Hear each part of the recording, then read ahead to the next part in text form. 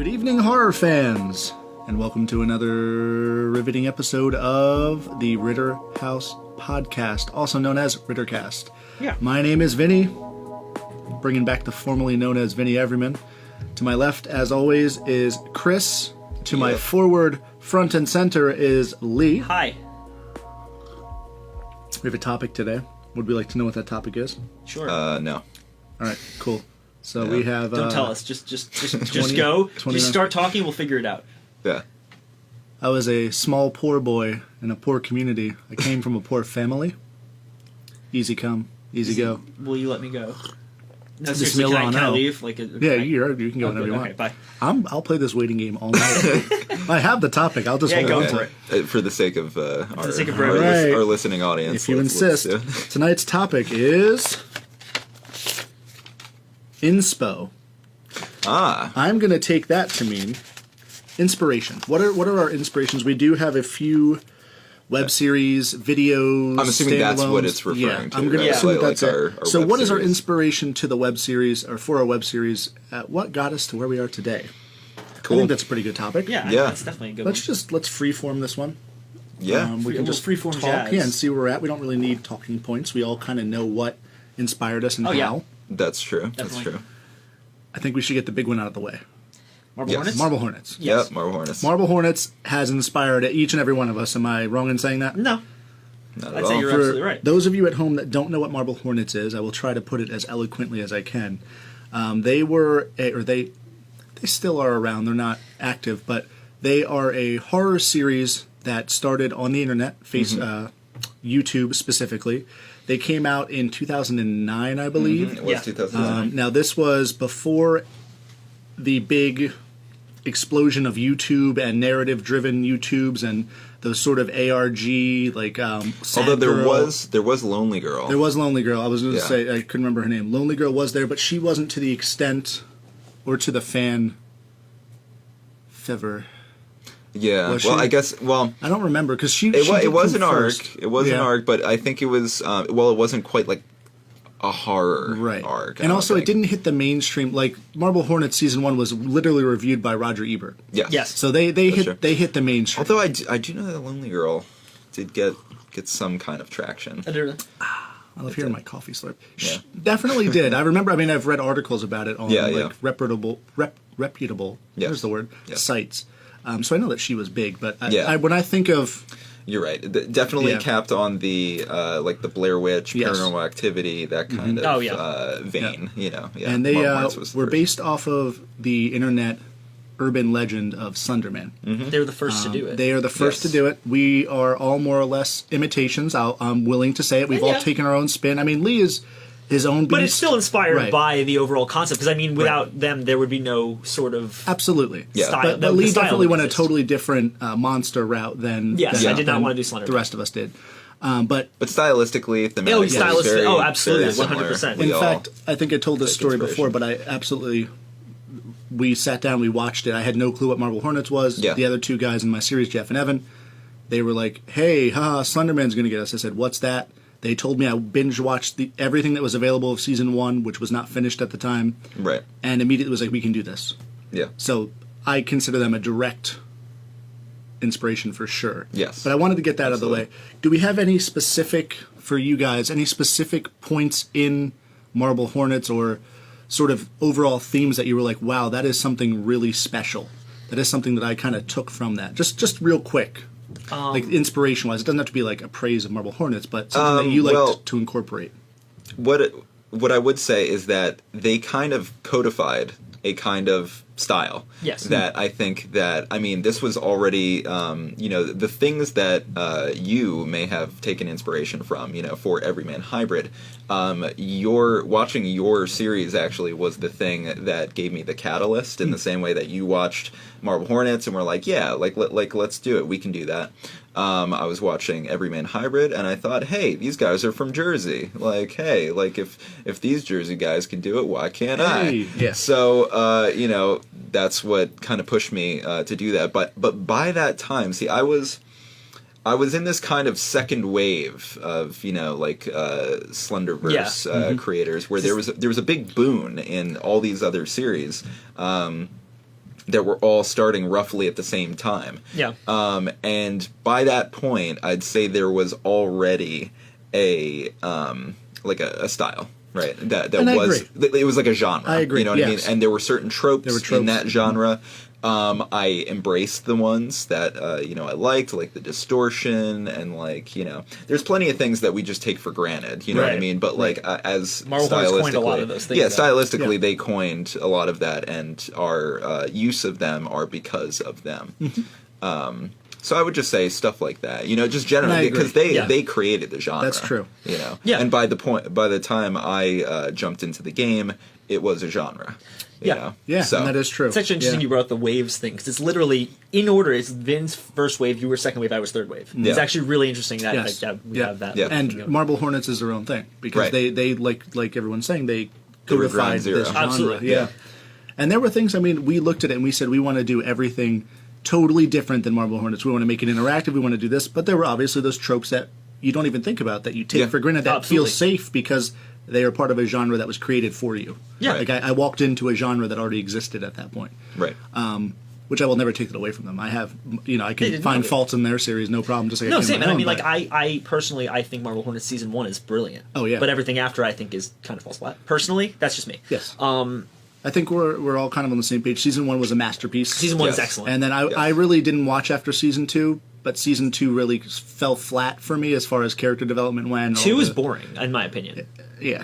Without... Now, I think 3 is better than 2. For See, sure. and I haven't seen that, so I can't 3, even 3 talk. I think, was overall better. For me, it's like 1, 3, 2.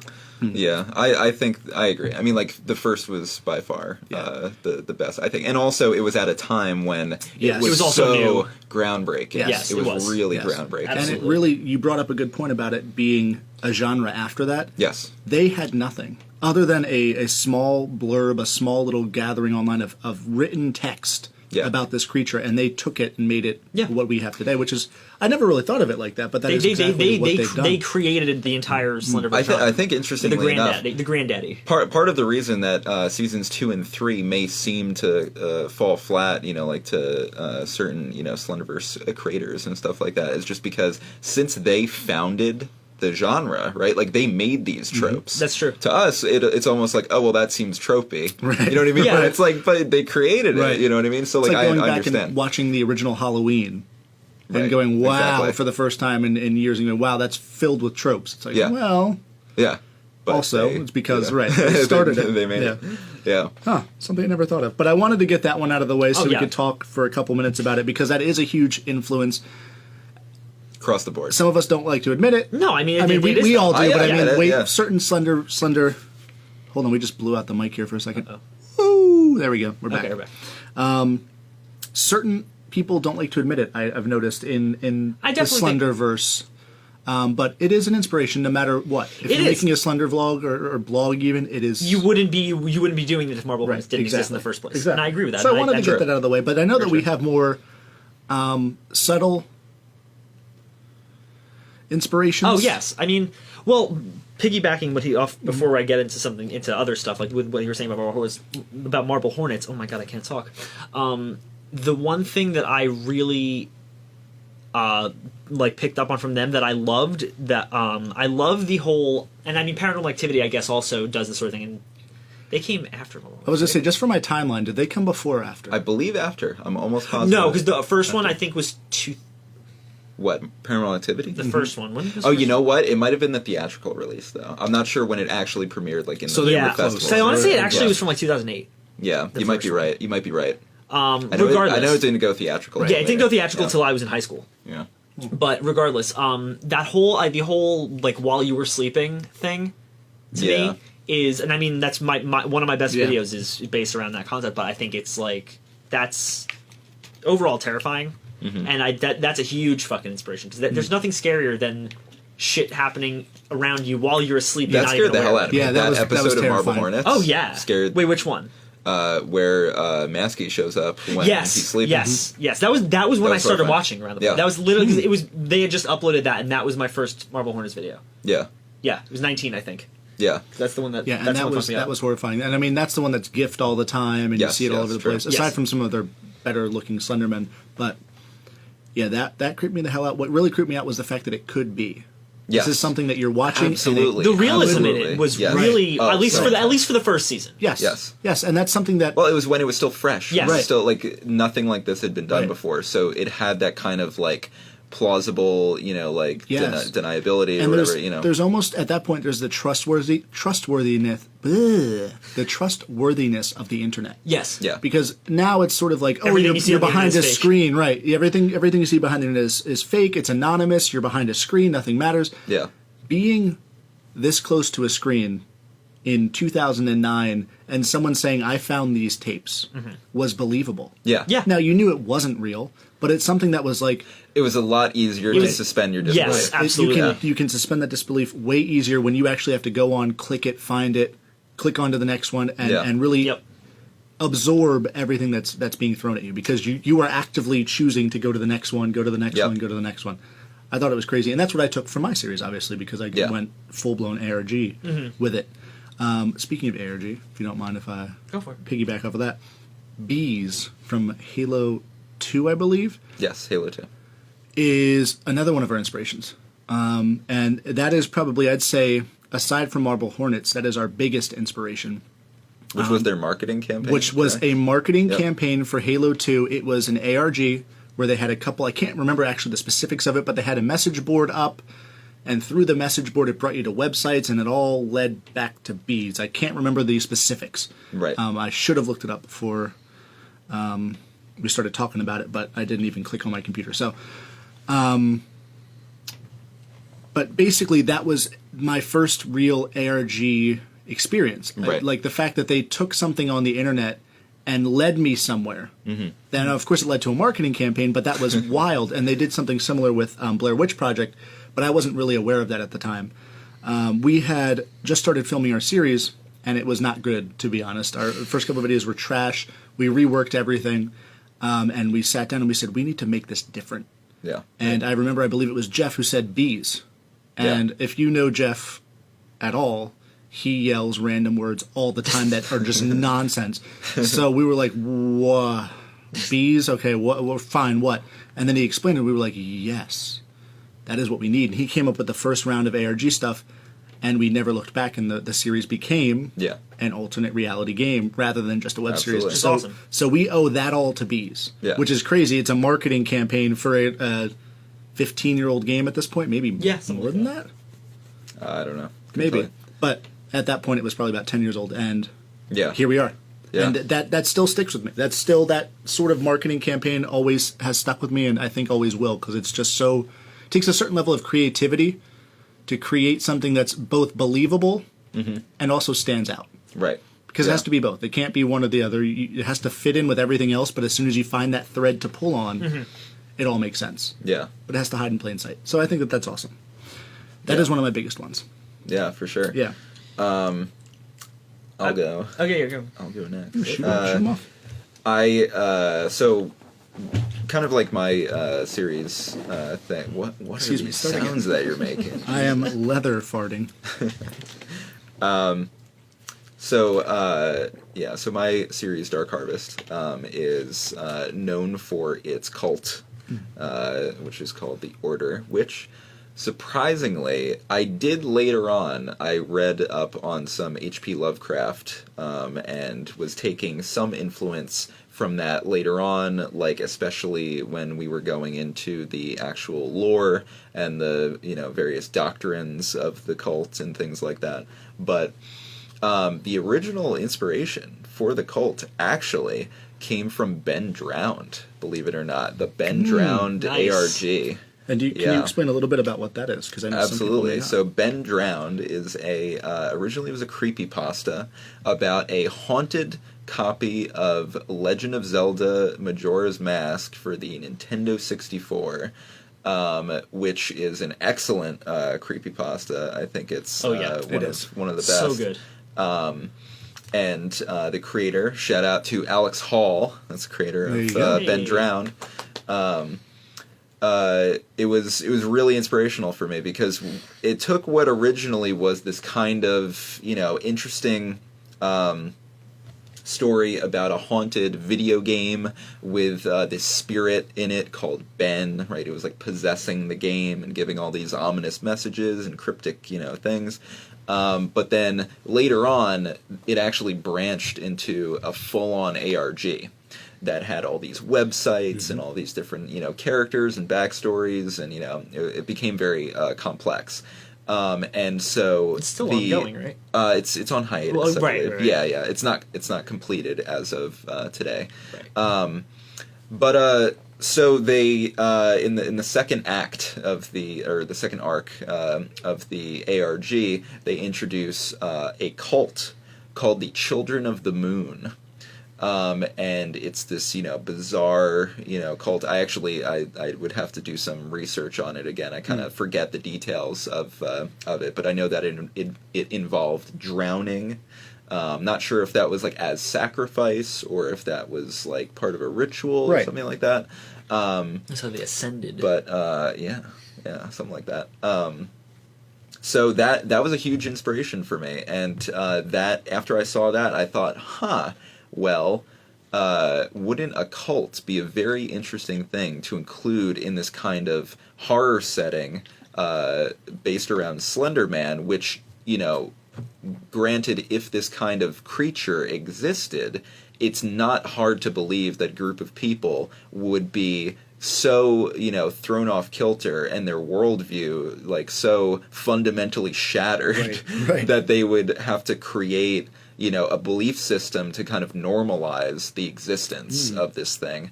And so and I just generally love, I'm a fan of like history and of, ancient beliefs and things like that, mythology, all that stuff. So that's when I went and actually wrote that book that you mentioned in our first episode, which was a collection of all the different beliefs and the lore that would build the series ultimately. Which actually that specific book had a big inspiration. I had seen a documentary recently before I made it on the History Channel about the lost book of Nostradamus. And I actually mentioned that in the in the video on the channel. But yeah, huge inspiration, because that, I don't know if you know too much about that, but it's basically Nostradamus is known for writing all these quatrains and things predicting the future. Histers like Hitler and all this kind of stuff. But then there's this lost book that he apparently created, which is a series of images. That's all it is. It's all these drawings, and they're highly symbolic. Right. And they say, well, what does it mean? Like, what do these symbols mean? And people can obviously derive all kinds of meaning from always, it. always. Which, I thought was really fascinating, and that's why the second, so in the Black Book, which is what we call it in the series, the second, I believe it's the second part of the book. It is a series of images called the Cycles, and that is direct influence from the Lost Book of Nostradamus. Cool. Yeah. Huh. Yeah, I knew we had talked about the Nostradamus stuff before, but I don't think we ever really went into the Lost Book stuff. Yeah. That's very cool. Yeah. Because, people are going to derive meaning from anything. Exactly. Right. But the fact that it's images, I think, gives you an extra, projection to just throw all your shit onto. Exactly, because it's so ambiguous. Yeah. You know what I mean? Like, words, are one thing. Right. You could say, oh, well, this actually meant that, Right. But when you're just dealing with pictures, which, could symbolize It's anything. unrestrained. It is totally unrestrained. That's wild. Yeah. Oh, that's cool. Yeah. Oh, very cool. Hi. Hi, Leland. All I'm look at looking. We're all looking. You're looking at me. Leland. Hey. Yeah. Would you like to become part of our cult? Sure. Cool. How do I sign?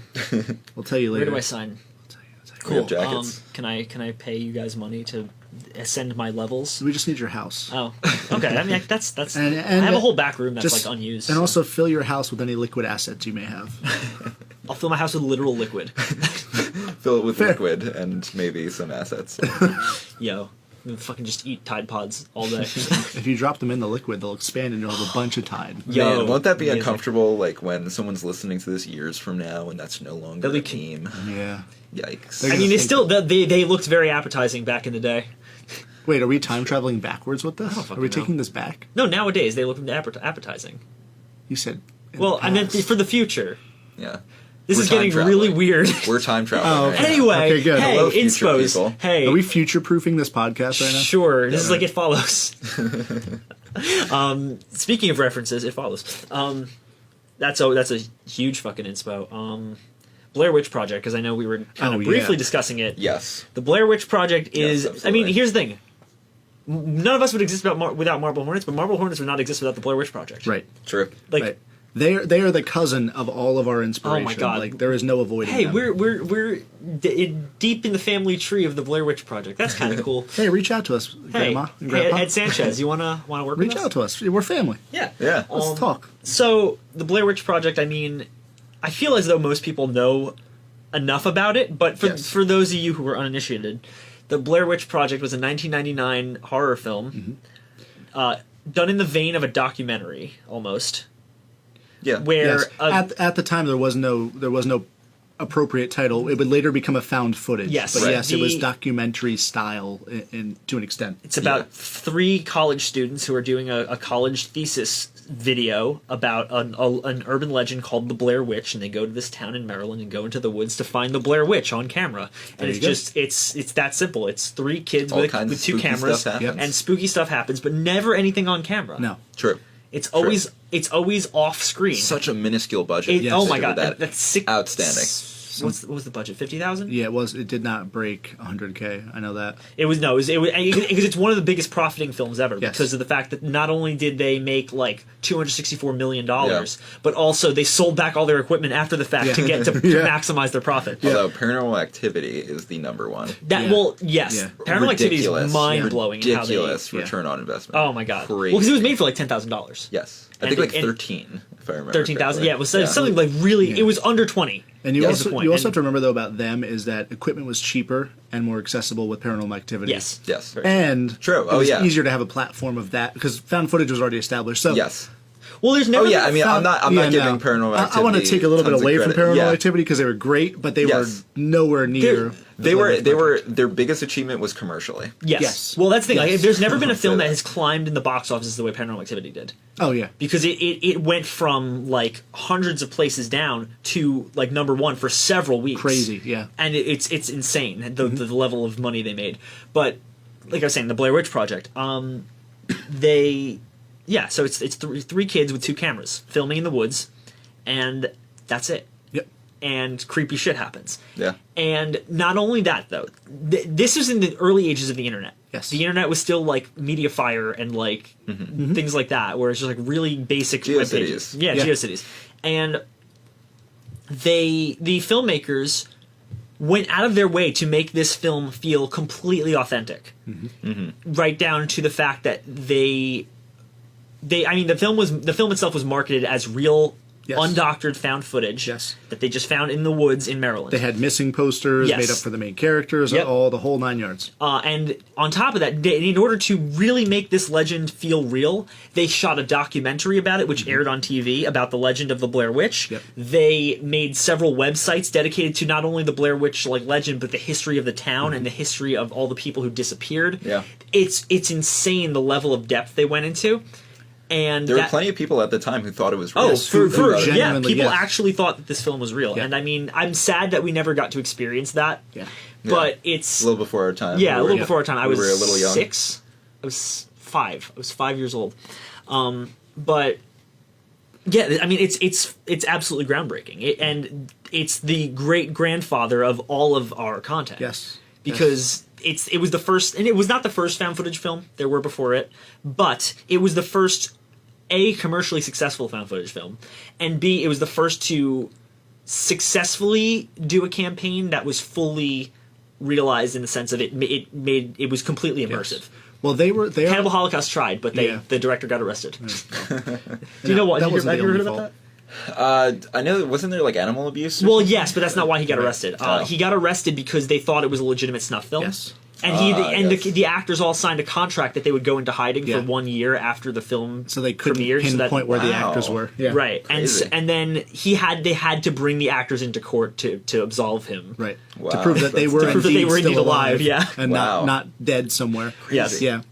Now, that's pretty cool. But again, with the sort of Lonely Girl versus Marble Hornets, the Blair Witch Project created the genre. Yes, They absolutely created Yes. it. And like we're all saying, I think we're all totally in agreement. Everything that has come after that Is is Marble directly Hornets. connected. Or not Marble. Owes it to Blair Witch Yeah, Project. owes it to Blair Witch Oh Project. yeah, for sure. And Blair Witch Project is one of those films that you watch, and without any context, you may think it's ho-hum. I know people who think it's Yeah. boring. But I think that once you know anything about the backstory, once you know anything about the production itself, Yeah. once you know anything about the ARG, it brings it up several notches. It brings it from a decent movie to an event. Yeah. Right. And you can look back at all these things, and we didn't live it, at the time, but I can absolutely understand the groundbreaking importance Oh, for sure. of something of that scope. It's Absolutely. just, especially we're talking about 2009 being a time of everybody trusting the internet. 1998 was when people who were on the internet only were there because they wanted the community of like-minded people on the Yeah. internet. Yeah, for you were sure. only there because you had an interest in the Right. internet. You weren't there because your mom wanted you to give her like Candy Crush points or whatever it is. So Yeah. you really trusted it, and Yeah, for sure. people did go into this movie thinking that it was real, Yes. Yeah, that it was a absolutely. real film. And then I'm gonna get a little sappy here. Oh, please do. Hey, my other inspo is you guys. Aw. Like seriously, though, like for Aw. real. Like okay, so I mean, on top of the fact that like going to the shoot with you and Adam was literally what inspired me because I was like, oh, I can do this. Yeah. That was Just for clarification, Lee went to a shoot with Chris and his series, and Adam Rosner, who does Tribe 12. We spoke about them. They couple shot a times crossover. before. They shot a crossover. had an episode. open invite to the public. Yes. And Yep. my friend and I showed up, and we became friends with all these folks. I wouldn't be here today otherwise. But yeah, I mean, like it was the first time I truly. I mean, it was the first time I had been around so many people who were as like-minded as I am in terms of like the overall passion for the filmmaking aspect of it. Because I had up until that point, I mean, I was making stupid fucking videos with friends from high school who didn't care as much as I did. So I was always that's why so many of my previous endeavors had failed. Whereas that was the first time I was like, oh my god, these people are like as into this as me. If they can do this, I can do this, and that's Yeah. how Whispered Faith was born. And then I mean, hey, and then your thing with just having the rake in yours. I was like, oh, the rake has never had been a main focus of a series, so I'll do that. And there you go. Yeah. Yeah, it is really strange to sit back and think about all these things because, I mean, we started before you guys, Right. A couple months for you, a couple years for you, but what you're saying is absolutely rings true. It is so easy to let things fall behind. I mean, now we're a year since our last upload, but it's mostly Yeah. because of other things just getting in the Well, way. probably like close to 2. I want to say. I finally Oh, yeah, you. broke my streak of not Yeah. uploading, so that's Oh, that's it's good in the news. works. It's in the works. But to be Yeah. around you guys and to be around Jeff and Evan and to just have a group of a couple people who are really creative all the time, that is an inspiration in and of itself. To sit and sort of talk back and forth ideas with our film, with Lilith, we talked back and forth on ideas. Me and you more, the actual the shots and visuals of stuff, it. and you take that for granted because it's not Yeah. a direct like, oh, he inspired me this way. But yeah, it's true. Yeah. We've all inspired each other in different ways. It's good to have people to bounce ideas off It of all the is, time, it is. like fellow creators. Absolutely. Yeah, that's crazy. It's crazy, and For here sure. we are. Here we are. We did Here we it. are. We're making a podcast. One thing I want to interject, Yeah, just please. one Yeah. last thing, an inspiration for my series, right? That may come as a surprise. The Da Vinci Code. Really? Really Yes. interesting. Yes. Interesting. I know, and I knew that this would be rather surprising, but think about it.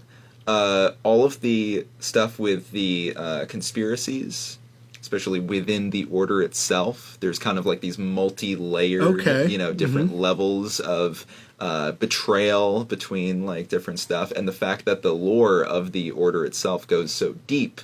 Especially if you watch the little arc of videos, Daniel Shipman's Visit, that was heavily inspired by the Da Vinci Code, in fact. Interesting. I would have never. Yes, I mean, I know, it makes I know. sense. I can see it but I would have completely. never but guessed. yeah, I would never have put that together. Interesting. That's really cool. Yeah. Wild. Yeah. Huh. With the Da Vinci Code, I think that we're just about running out of time here. Yes. So let's do our closing statements here. Do we have anything? Check us out next week. Also, there's Gmail. Ritterhouse. Yeah, there's our Gmail. There Yes. is RitterhouseProductions@gmail.com. If you have any comments, suggestions for topics, Season 2 will be recorded shortly after Season 1 is finished. So we will always be taking suggestions. You can email us or telepathically link to us and let us know what you think. Until next time, I am Vinny. I'm Chris. Lee. And for Ritterhaus Productions podcast, we are signing off. Bye.